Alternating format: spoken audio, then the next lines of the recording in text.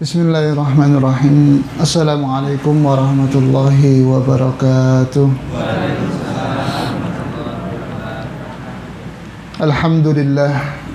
Alhamdulillahilladzi nazzala al-furqana ala 'abdihi liyakuna bil 'alamin nadhira. Alladzi khalaqa as-samawati wal arda wa khalaqa kulla shay'in faqaddarahu taqdira. خلق الإنسان من نطفة أمشاج يبتليه فجعله سميعا بصيرا أشهد أن لا إله إلا الله وحده لا شريك له وأشهد أن محمدا عبده ورسوله لا نبي بعده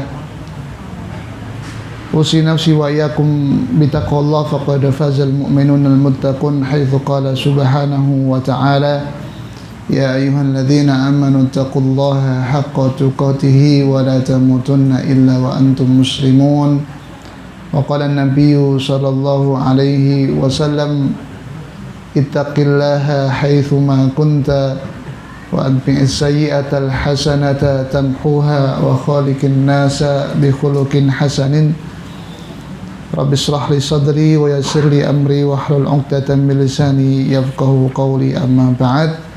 Ma'asyiral muslimin, bapak-bapak, ibu-ibu, saudara-saudara jamaah Mushala Al-Muhtadin yang dimuliakan Allah Subhanahu wa taala. Syukur alhamdulillah pada malam hari ini Allah masih berikan kepada kita semua begitu banyak limpahan rahmat dan nikmatnya, terutama dan yang paling tak ternilai harganya adalah nikmat iman, nikmat Islam, dan juga nikmat kesehatan, nikmat kesempatan, sehingga dari salah satu nikmat yang Allah berikan kita bisa berkumpul, bermujalasah, duduk bersama di majelis yang mulia ini, insyaallah untuk menuntut ilmu, talabul ilmi, mengharapkan ridha dan barakah dari Allah Subhanahu wa taala. Ya, semoga apa yang sudah kita azamkan, yang sudah kita tekadkan dan sudah kita kerjakan senantiasa mendapatkan ridha dari Allah Subhanahu wa taala. Bapak Ibu ma'asyiral muslimin rahimakumullah. Hari ini hari Senin nggih. Dek Setu niku tanggal abang napa mboten, Bu? Abang, sing abang. Wonten sing tanggalane ra ngerti werna nggih. Pokoke ireng kabeh ora ngerti tanggal abang sebutuhe nyambut gawe. Sebab nek ora obah ora mama, ya kadang obah itu kadang ya enggak anu napa mboten ndelok tanggalan ya. Tanggal abang ya mamae ora prei to, Bu. Mboten nggih.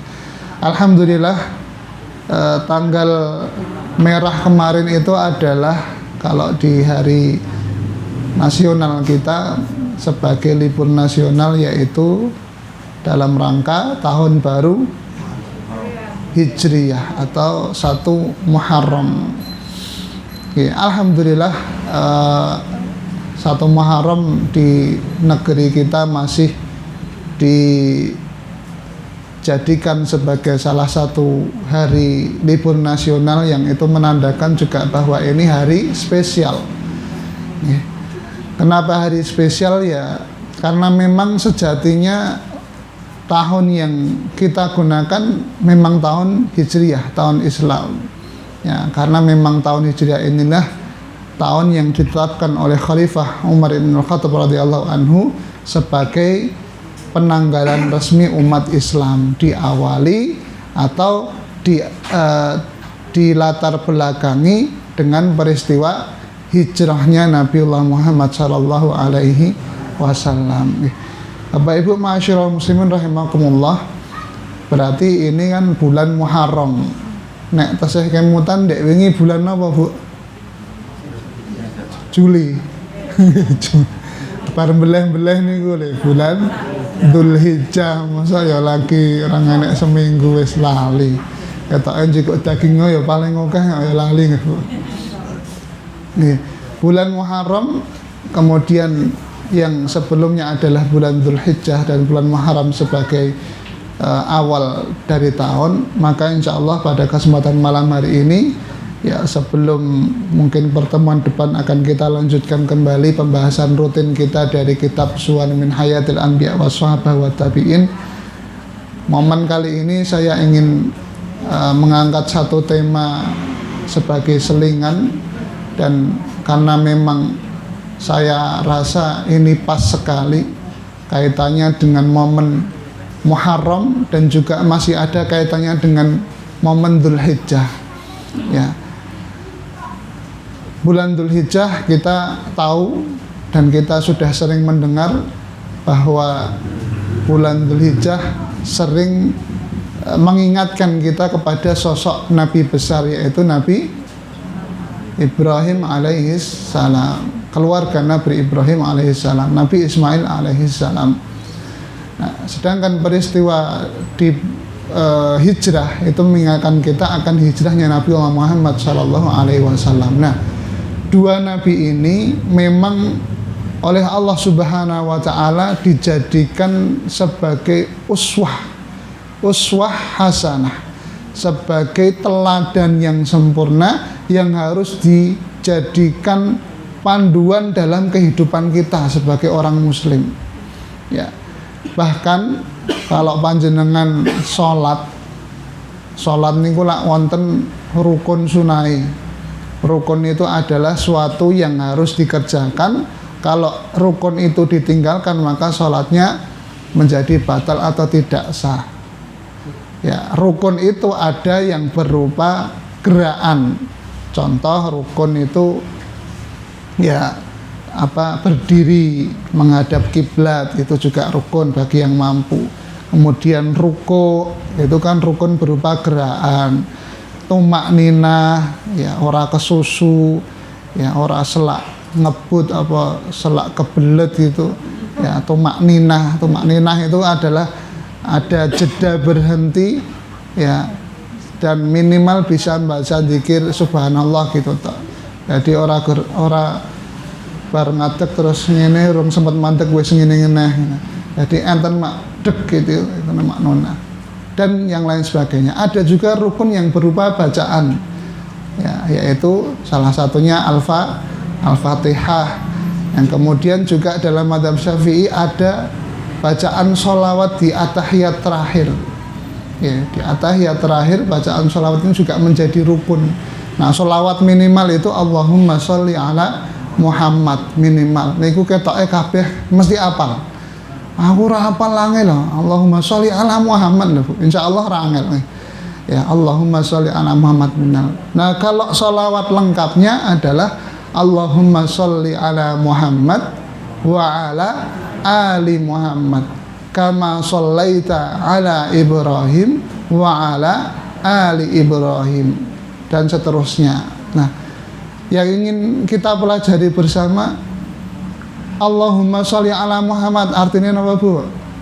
Ya Allah, berikanlah selawat atas Rasul Nabi Muhammad SAW wa ala ali Muhammad, dan berikanlah selawat atas siapa? Keluarga ali Muhammad, keluarga Muhammad. Kama sholaita, sebagaimana engkau juga berikan selawat ala Ibrahim, kepada Nabi Ibrahim, wa ala ali Ibrahim, dan juga kepada keluarga Nabi Ibrahim. Nah, Ustaz Budi Asyari memberikan satu konsep pendidikan yang luar biasa, bahwa kenapa kok sampai disebutkan di dalam sholawat yang itu tidak hanya menyebutkan personal Muhammad dan Ibrahim alaihi wassalatu wassalam, tapi juga menyebutkan keluarga mereka. Nah, artinya kan ini keluarga bukan keluarga sembarangan.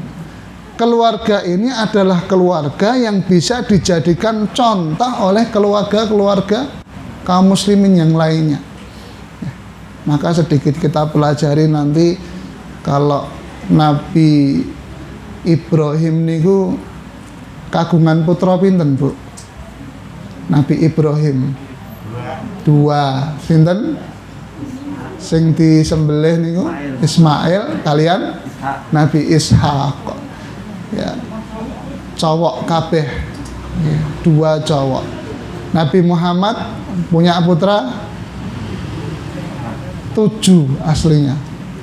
7, yang 3 itu laki-laki, yang 4 perempuan. Qadarullah, Allah menghendaki 3 anak putra Rasulullah meninggal ketika masih kecil. Ya hikmahnya banyak. Hikmahnya banyak. Salah satunya karena memang Rasulullah itu nabi terakhir. Nabi terakhir kalau nanti punya anak laki-laki terus dewasa, mosok jadinya nabi paling apik anaknya ora dadi nabi. Ya, Nabi Ibrahim ya anaknya dadi nabi, Nabi Yakub ya anaknya dadi nabi, mosok ora dadi nabi nanti oke sing maidu. Ya salah satu hikmahnya. Tapi ala kulli hal itu semua rahasia Allah Subhanahu wa taala. Yang jelas Nabiullah Muhammad bisa membesarkan 4 putrinya. Sehingga ketika kita mau belajar mendidik anak laki-laki, kita bisa belajar bagaimana Nabi Ibrahim mendidik para putranya. Ketika mau belajar mendidik anak perempuan, kita bisa belajar bagaimana Nabi Muhammad SAW mendidik putri-putrinya. Nah, ikhwani fiddin, ma'asyiral muslimin rahimakumullah. Nah, tentunya 2 keluarga ini ya. 2 keluarga ini yang bahkan disebutkan dalam sholawat ya, dalam sholawat yang menjadi salah satu rukun sholat kita. Ini bukan sesuatu yang kebetulan, tapi Allah memang sudah menyiapkan betul-betul bagaimana kita bisa mencontoh mereka semua. Nah, terus apa kaitannya dengan peristiwa kita hijrah ya, peristiwa hijrah Rasulullah SAW. Nah, hijrah sebagaimana yang kita ketahui, para ulama paling tidak memberikan pemaknaan atau mengartikan hijrah ini dalam 2 makna. Satu makna hissinya, makna secara asli, yaitu hijrah perpindahan dari satu tempat ke tempat yang lain.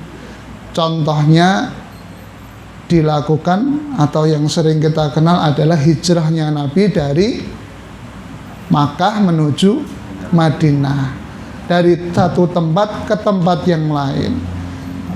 Hijrah, tujuan hijrah dalam syariat Islam atau dalam banyak kisah yang disebutkan yang dilakukan oleh para salafus soleh, baik para nabi, itu biasanya hijrah mereka itu hijrah bukan karena masalah dunia, Pak Bu.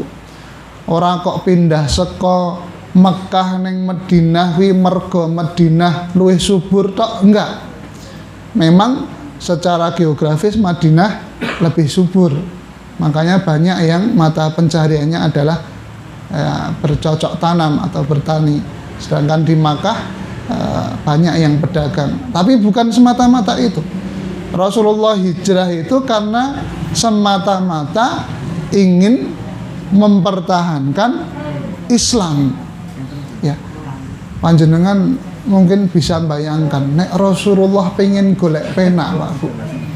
Nek Rasulullah pengen golek penak, tetep iso dadi wong Islam, tetep iso ibadah, tur uripe makmur dunya. Itu Rasulullah tetap di Mekah bisa. Rasulullah pernah didatangi oleh orang-orang Quraisy, besar Quraisy, Muhammad ngene wae piye padha penake.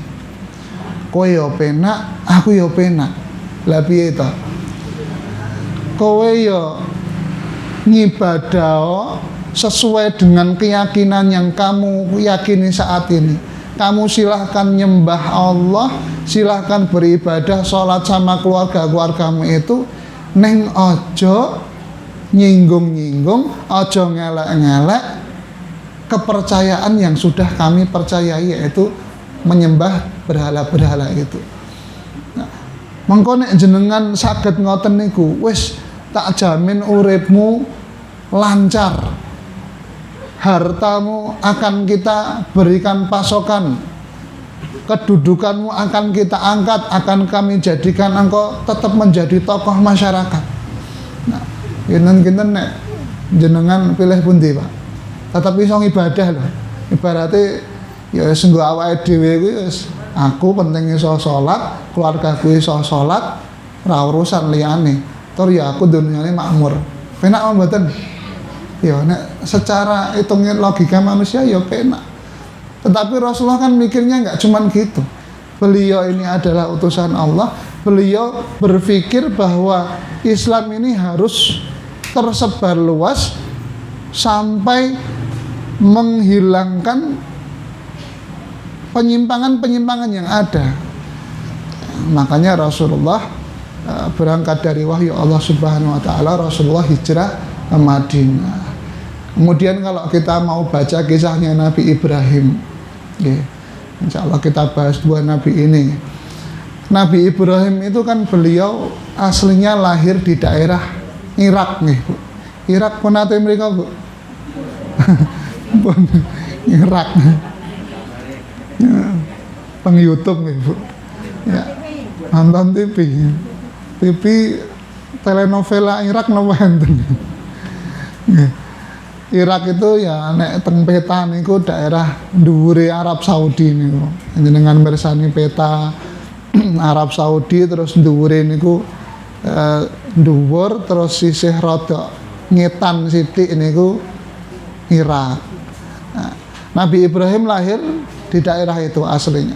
Kemudian beliau lahir, kemudian beliau diangkat menjadi rasul, tetapi sekitarnya atau masyarakat sekitarnya adalah masyarakat yang rusak. Bahkan salah satu pelopor kerusakannya adalah bapaknya sendiri, ya, yang membuat patung macam-macam. Nabi Ibrahim apakah sudah berusaha untuk memperbaiki masyarakat apa belum?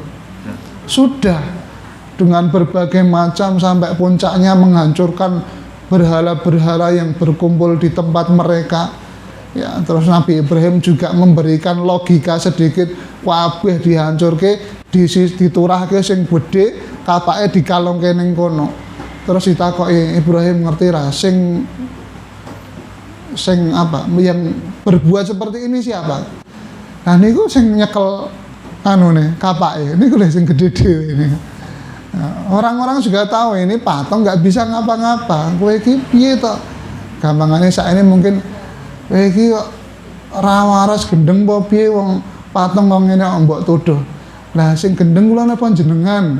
Nah sing gawe ning ibadah niki sinten ayo.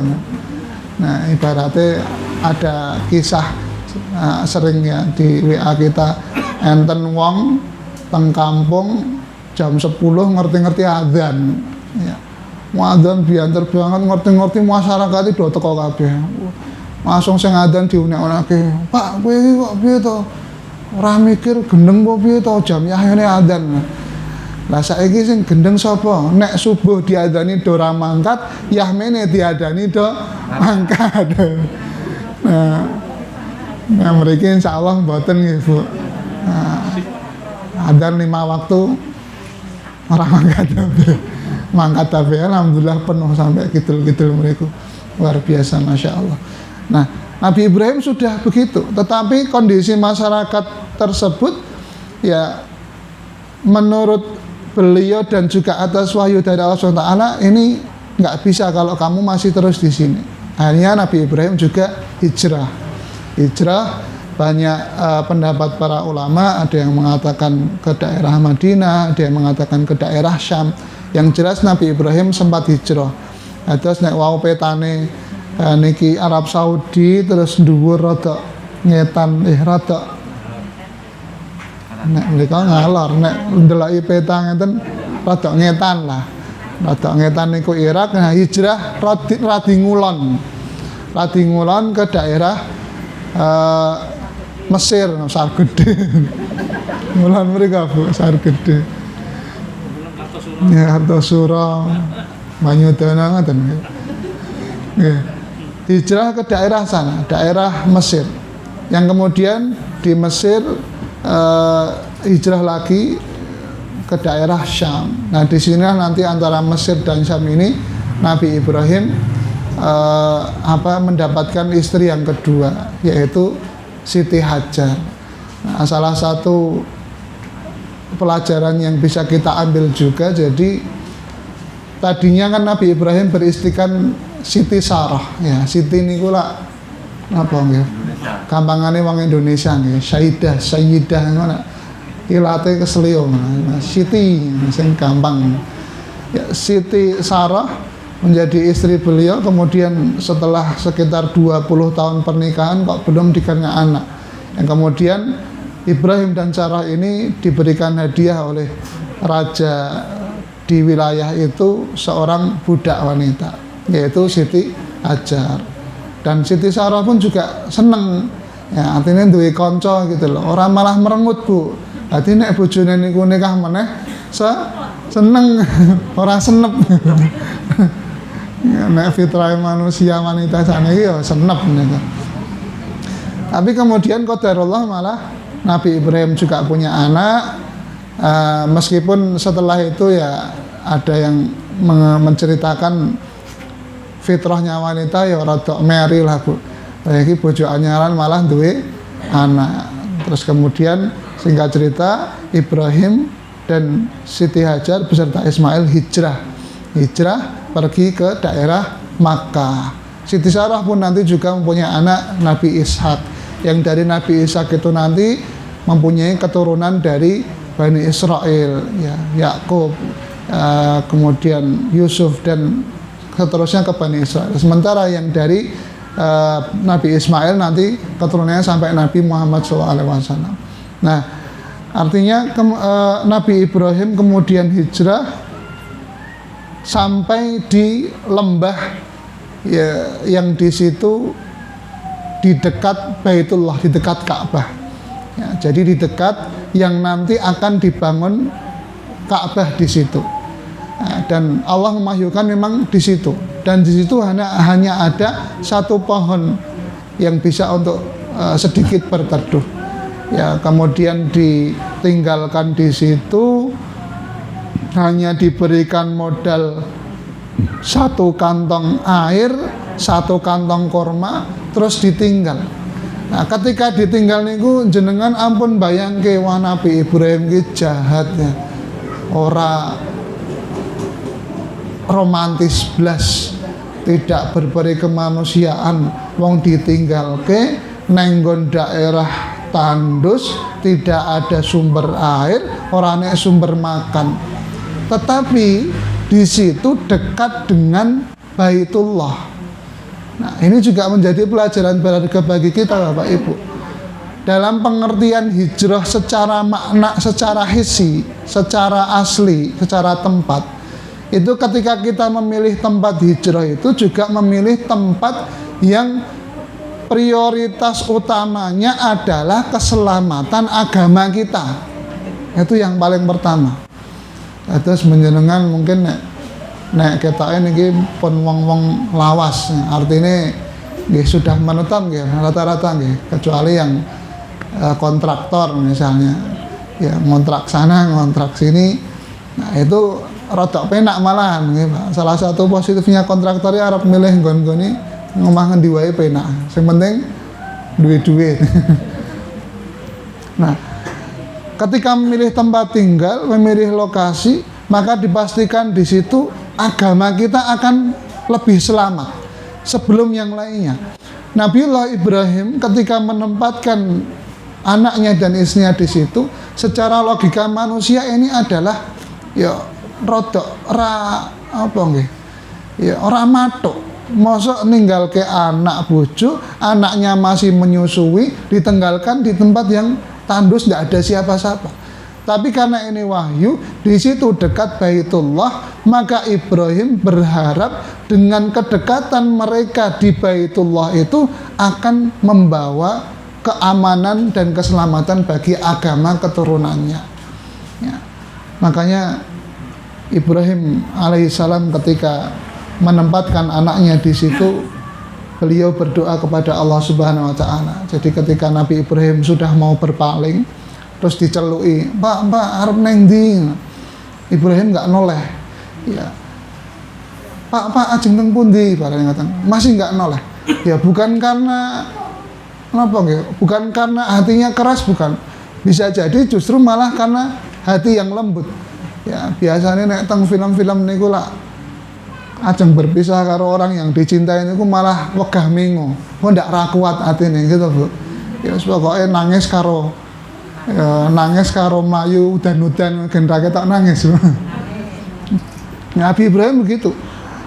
Pokoknya Nabi Ibrahim enggak gubris sampai ketika Siti Hajar ini menyadari bahwa oh ini suamiku pasti tidak akan meninggalkanku seperti ini kalau bukan alasan yang kuat. Dan satu-satunya alasan yang kuat adalah ketika itu merupakan perintah Allah Subhanahu wa taala. Maka Siti Hajar pun bertanya, "Oke Pak, napa niki leres ya dawe Gusti Allah Subhanahu wa taala?" Maka Ibrahim baru menjawab, "Iya. Iya sudah. Kalau begitu Allah pasti tidak akan menyia-nyiakan kita. Allah pasti tidak akan menelantarkan kita." Ya. Maka ketika Nabi Ibrahim sudah sampai di daerah yang agak lebih tinggi, sudah tidak terlihat lagi oleh Hajar, baru Nabi Ibrahim menghadap ke mereka. Ya aslinya artinya ya Allah, rasanya iku ninggalke anak bojo ngono kuwi. Tapi karena ini perintah Allah. Ya kemudian beliau berdoa, Rabbana inni askantu min dzurriyyati biwadin ghairi dzi zar'in 'inda baitikal muharram. Ya Rabb kami, sesungguhnya aku telah menempatkan sebagian keturunanku di lembah yang ghairi dzi zar'in, yang tidak mempunyai tanaman. Inda baitikal muharram, tetapi di dekat rumah engkau yang haram, yang dihormati. Rabbana liyuqimus shalah. Salah satu tujuannya apa? Kenapa didekatkan di tempat yang di situ adalah Baitullah Al-Muharram? Yaitu harapannya Nabi Ibrahim supaya anak keturunanku kelak tetap akan mendirikan sholat. Liyuqimus shalah. Faj'al af'idatan minan nasi tahwi ilaihim warzuqhum minats tsamarati la'allahum yashkurun.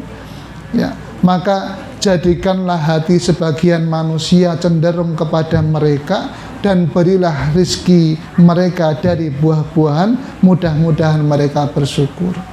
Ya, tentunya nanti dalam cerita lengkapnya, singkat cerita nanti muncullah air Zam-Zam yang kemudian di situ mengalir mata air Zam-Zam, lalu ada orang Arab Jurhum yang mengembara kemudian singgah di tempat itu sampai kemudian menetap di situ turun menurun sampai kemudian dinikahkan dengan Ismail dan seterusnya menjadi masyarakat Makkah yang sekarang ini.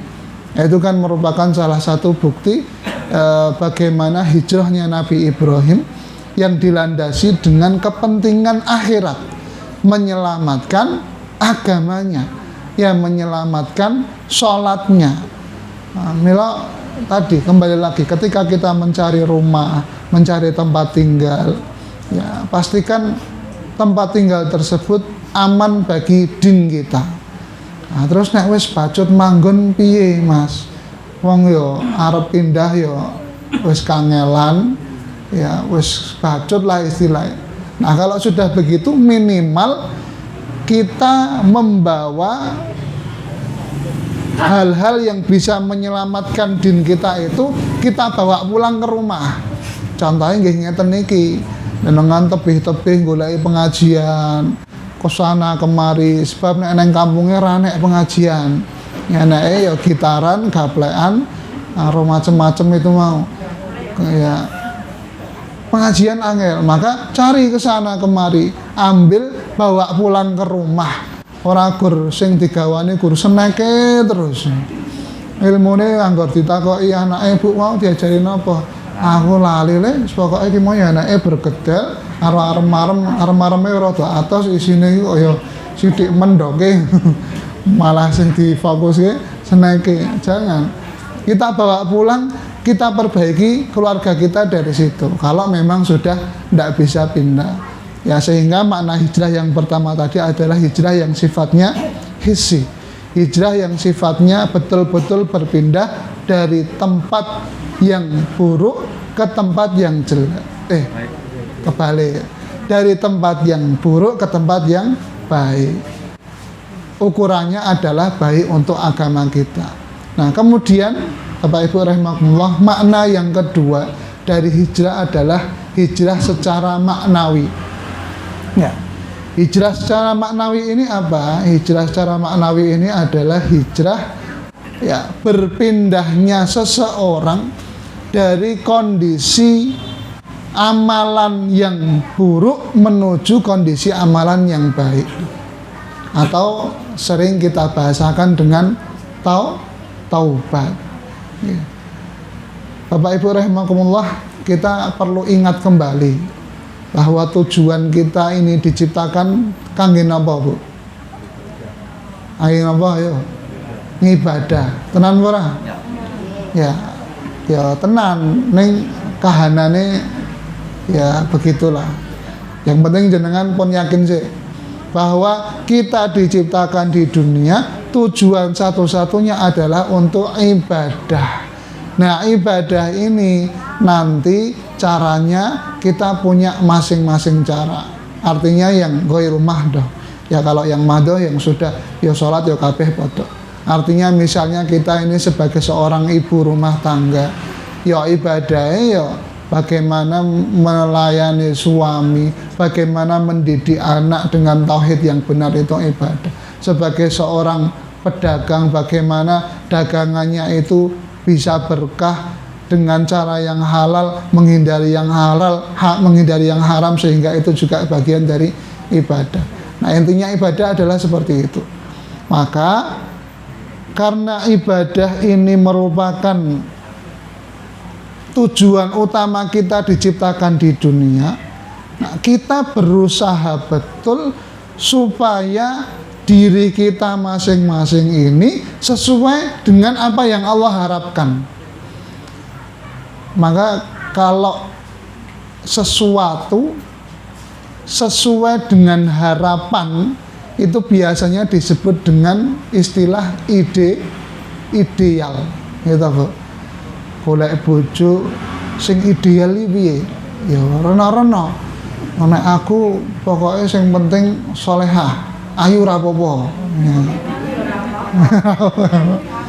Ya nggo ibu-ibu sing penting duitnya oke lah. Ya gantengnya rasa ganteng-ganteng banget. Ya kayak Aldebaran wis ra apa-apa. Itu sesuatu yang sesuai dengan harapan kita, itu disebut ideal. Maka Allah juga punya apa istilahnya, standar ideal seorang hamba.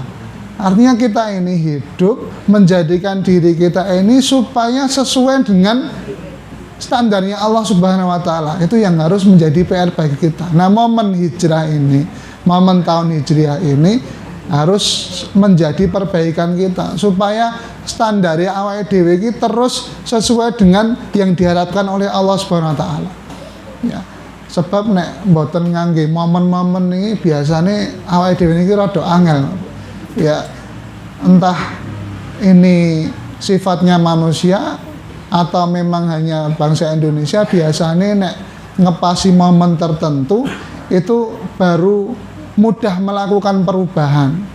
Misalnya ngepasi ajeng Idul Fitri, ya usume do ganti cat, ya cat omah, ya terus melu-melu ganti cat omah. Usume ngeten 17-an, to ganti gendera, ganti baliho, ganti cat dalan, to melu cat ganti cat dalan. Mengke usum sawalan do duwe bojo, liyane do pengen ganti bojo. Nah kan biasanya memang seperti itu. Biasanya kita ini kalau ada event atau liyane baru mau berubah. Nah maka ya ini kita gunakan. Alhamdulillah ada libur nasional bulan Muharram. Nah kita ingatkan bahwa kita ini punya kewajiban untuk berubah terus-menerus menjadi lebih baik, menjadi muslim yang ideal. Bagaimana muslim yang ideal itu? Kalau kita maknai melalui hijrah secara makna tadi, maka kata Imam Ibnu Hajar Al-Asqalani, beliau mengatakan bahwa orang yang ideal itu yaitu al-qaim bima yajibu alaihi min huquqillah wa huquqi ibadihi wa tatafawatu darajatihi. Orang yang ideal adalah orang yang menjalankan kewajiban terhadap apa yang diperintahkan oleh Allah kepadanya. Artinya orang ini satu, dia menjalankan kewajiban yang hubungannya antara dia dengan Allah. Yang kedua adalah menjalankan huququ ibadihi, menjalankan kewajiban yang hubungannya antara dia dengan sesama manusia. Jadi kalau orang yang ideal atau sering disebut dengan orang soleh adalah ketika dia bisa menjaga hak-hak Allah dan bisa menjaga hak-hak manusia, saudaranya sesama muslim. Nah, beliau di sini menambahkan wa tatafawatu darajatihi. Nah, tingkat ideal orang itu memang bertingkat-tingkat, macem-macem. Kabeh memang ora iso dipadakne. Ya, memang iman itu senantiasa naik dan turun. Yazidu bitta'ah, bisa naik, bisa tambah dengan ketaatan. Yanqusu bil ma'asi, bisa turun dengan kemaksiatan. Mila ngeten Pak Bu, ibaratnya awake dhewe niki menuju tangga yang di situ adalah tujuan kita ridha Allah jannah firdaus. Awake dhewe niki kan nek arep menggapai sing paling dhuwur enek ondo niku meneng wae napa munggah raketang sak langkah mengko kadang kepleset sithik medun meneh, utawa lagi munggah 3 langkah ning ngisor kok enek godaan luwih penak medun sithik 2 langkah. Ning kan lumayan. Pun munggah sik meduna ya ora patek oke. Lah nek ora tau munggah isine ya gur medun terus. Niku kan mesti saya adoh kalian tujuan. Ya makanya ndak apa-apa bahwa ketika kita kadang bermaksiat, ya jangan sampai membuat kita ini justru malah putus asa. Aku wis koyo ngene kok aku nang masjid ora tau, salat ora tau, isin nek arep melu pengajian. Loh kok malah isin? Justru karena jarang nang masjid, jarang salat, ada kesempatan untuk ikut pengajian, ikuti. Siapa tahu dari situ nanti berubah. Ibaratnya wong wis nggone nang ngisor dijak munggah arep dikandhi kancane, ojo aku isin. Ya, maka nggak bisa. Ya, makanya Rasulullah SAW mengatakan kullu bani Adam khata'un. Ya, setiap manusia itu pasti punya salah. Tapi yang paling baik adalah orang yang bertobat dari kesalahannya. Sehingga perubahan ini Bapak Ibu rahimakumullah, hijrah dari yang buruk ke yang baik ini tadi harus kita lakukan terus menerus setiap waktu. Ora gur setahun pisan. Ning nek hijrah dari tempat ke tempat yang lain niku nggih setahun pisan ora apa-apa. Nek kerep-kerep mengko malah darai gelandangan gitu. Ora tahu manggon pindah-pindah rene. Ya. Iwani fillah rahimakumullah. Nah, terus bagaimana supaya kita bisa istiqomah dalam hijrah ini?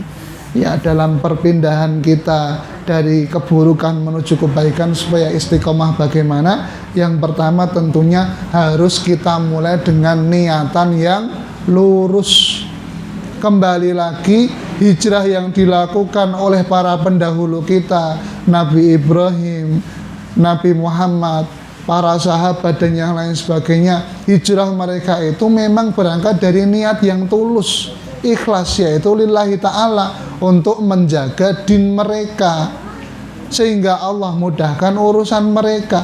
Rasulullah ketika pergi hijrah dari Makkah ke Madinah, beliau tinggalkan harta-harta yang banyak di Makkah. Para sahabat juga seperti itu. Urip wis penak-penak, wis temata wis mapan, kudu kon pindah neng panggonan sing ra ngerti sok ben ning kono piye. Tapi berangkat dari niat yang tulus mencari ridha Allah, sehingga ketika sampai di tempat hijrah justru dimudahkan. Ini yang pertama. Yang kedua, supaya hijrah kita bisa istiqomah adalah meninggalkan maksiat yang dulu kita lakukan. Seperti yang sudah kita sampaikan dalam bab taubat dulu, sarana-sarana yang membuat kita kelingan karo zaman kelam dulu ki singkirke. Ya, misalnya tobat dari ngombe-ngombe misalnya, ya botolnya aja dikoleksi, dipajang nih, iki dhisik sing rega sak yutonan, iki sing 10 yuta. Engko nek malah pas kepengen waduh ketoke dhisik rasane iki nak banget ya, malah susah. Jadi disingkirkan. Kemudian yang selanjutnya mencari lingkungan yang baik. Ya, mencari lingkungan yang baik, terutama baik untuk agama kita. Dekatkan dengan masjid, ya. Kalau mencari rumah dekat dengan masjid, kalau untuk merawat amalan kita, hijrah maknawi kita, ya kita sering-sering dekatkan hati kita dengan orang-orang soleh, dengan kajian-kajian ilmu. Ya, kemudian yang terakhir adalah memperbanyak doa. Salah satu doa yang Rasulullah ajarkan supaya untuk istiqomah adalah ya muqallibal qulub, tsabbit qalbi ala dinik.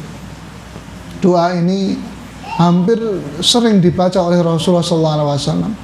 Bahkan ketika Ummu Salamah, ya, salah satu istri beliau menanyakan, wahai Rasulullah, kok panjenengan niku ndongane ngoten terus toh?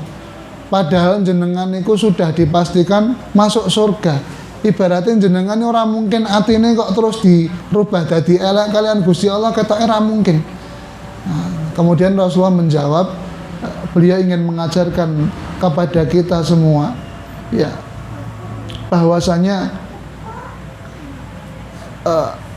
innahu laisa adamiyun illa wa qalbuhu baina asbi'aini min asabiillah.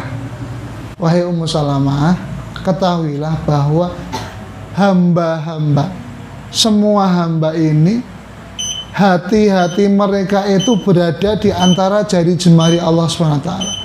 Maksudnya, ketika Allah ingin membalikkan siapa, bagaimana itu, kapanpun Allah bisa berkehendak.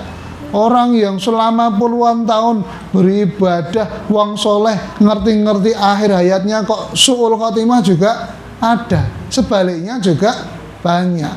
Maka dari situ kita sering-sering banyak berdoa. Ya muqallibal qulub, tsabbit qalbi ala dinik. Ya Allah yang maha membolak-balikkan hati, teguhkanlah hatiku di atas agamamu. Maka Bapak Ibu ma'asyiral muslimin rahimakumullah, ya kembali melalui momentum 1 Muharram ini, ya mengingatkan kepada kita bahwa kita ini punya kewajiban untuk senantiasa hijrah secara maknawi. Artinya berubah dari yang tidak baik menuju yang baik terus menerus. Ketika sesekali kita tergelincir, maka di situ masih ada kesempatan untuk berubah jadi lebih baik. Ya semoga waktu-waktu ke depan kehidupan kita semakin baik di mata Allah Subhanahu wa taala. Kurang lebihnya mohon maaf. Aqulu qouli hadza subhanakallahumma bihamdika asyhadu an la ilaha illa anta astaghfiruka wa atubu ilaik. Wassalamualaikum warahmatullahi wabarakatuh.